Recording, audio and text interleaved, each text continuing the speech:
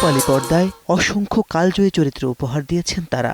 জীবনের শেষ অধ্যায়ে এসে রেখে যেতে চান স্থায়ী কিছু স্মৃতি। তারা বাংলা চলচ্চিত্রের তিন কন্যা সুচন্দা, চম্পা ও ববিতা।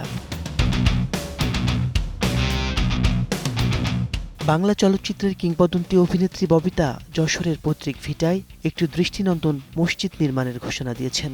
শুধু ববিতা নন, এই উদ্যোগে পাশে রয়েছেন বড় বোন সুচন্দা ও ছোট বোন চম্পাও।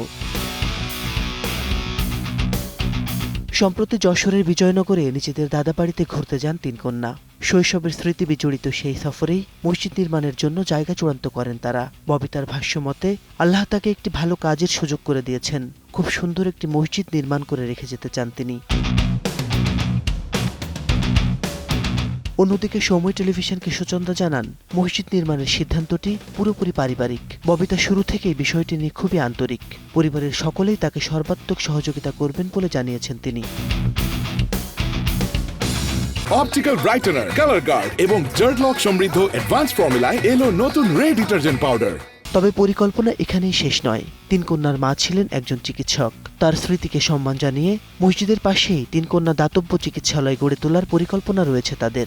গ্রামের মানুষের চিকিৎসা সেবায় অবদান রাখলে সেটি হবে তাদের জীবনের সবচেয়ে বড় প্রাপ্তি। তিন বোনের এই মানবিক উদ্যোগের খবর ছড়িয়ে পড়তেই সামাজিক মাধ্যমে প্রশংসায় ভাসছেন সুচন্দা, চম্পা ও ববিতা।